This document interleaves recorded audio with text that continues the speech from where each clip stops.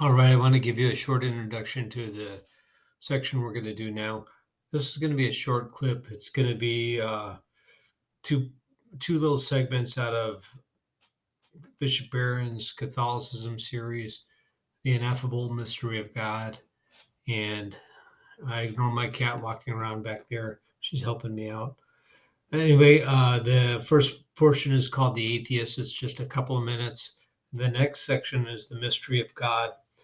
And I'm going to have three questions for you at the end. So these will be your questions. I'll give them to you in advance so you can listen up for the answers. The first question, since we don't have a study guide, is going to be why would Bishop Barron agree with most atheists that there is no God who is a thing in the world? Second question, instead of Catholic tradition referring to God as a being, what does it refer to God as? Third question, what does the word mystery mean? What does the word mystery mean?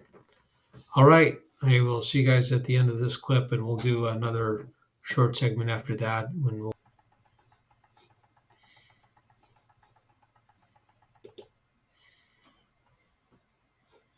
Most every atheist I've ever spoken to doesn't understand what we mean by God.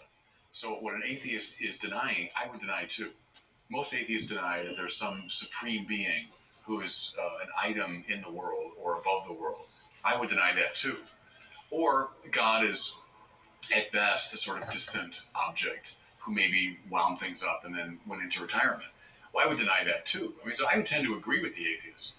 Also, most atheists construe God as a competitor, competition to us. Somehow, if God gets the glory, I get less glory. If God's in charge, I can't, be in charge. But that's exactly what Thomas Aquinas saw, that God is not a competitor to us.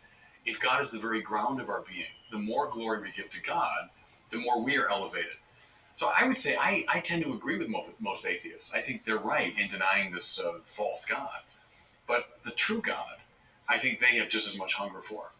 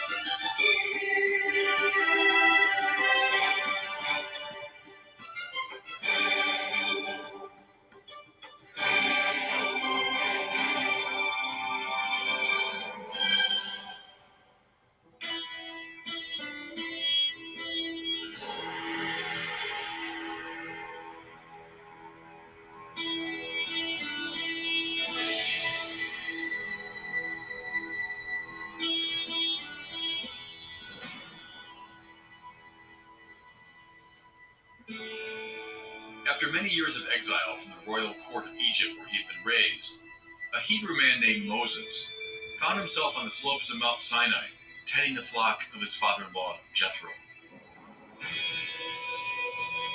He noticed a strange sight, a bush that was on fire but was not being consumed. He resolved to take a closer look. As he approached, he heard a voice. Moses, Moses, come no nearer. Take off your shoes, for you are on holy ground. Then the speaker identified himself. I am the God of your fathers, the God of Abraham, Isaac, and Jacob. This deity then gave Moses the mission to liberate his enslaved people in Egypt. When Moses asked for the name of this divine power who was addressing him, he heard, Eye Asher Eye, I am who I am. Moses was asking a reasonable enough question. He was wondering which of the many gods this was. He knew there were gods of this place and that, gods of the mountain and the river, gods of one people or another.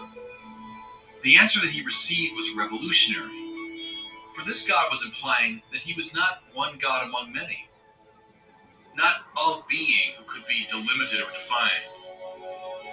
His name was simply to be, the one who is.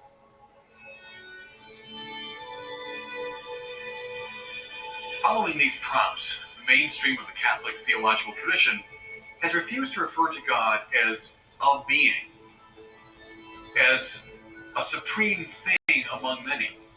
Rather, it tends to refer to God as being itself, ipsum esse in Thomas Aquinas' Latin.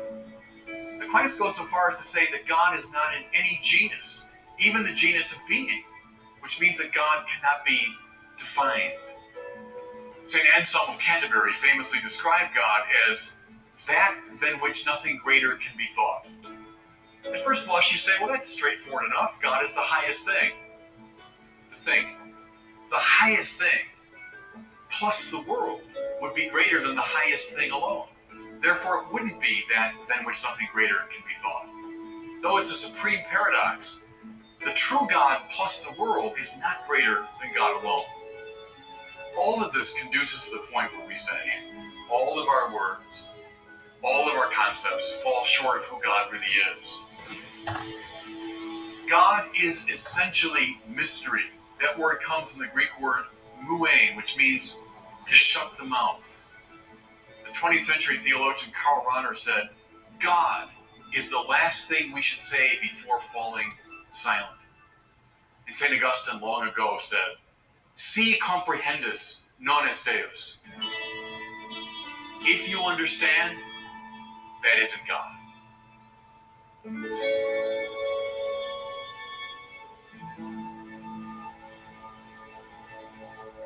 The things that we can understand clearly and easily are the things right around us, things in the world.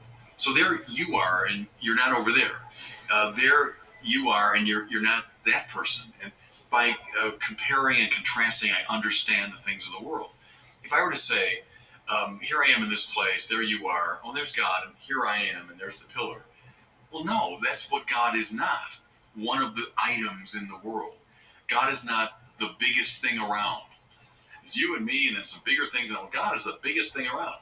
God isn't the biggest thing around. God is. See, and of course, it goes back to Moses. What's your name? When the people ask me, what should I tell them? What's your name? Well, that's a commonsensical question. Who are you? How do I define you? God says, I am who I am, which tells Moses precisely nothing. It's a way of saying, stop asking me stupid questions. That's the wrong question to ask me. See, if I know your name, I can call you and you respond. I have, to that degree, control over you. I can look you up in the phone book. I can look you up on the internet. I can know a lot about you if I know your name. So, God, what's your name? I am who I am. You have no control over me. So the theological language is in service of the spiritual life that way. It's meant to change you spiritually in your relation to God. God is the one whom I can never control.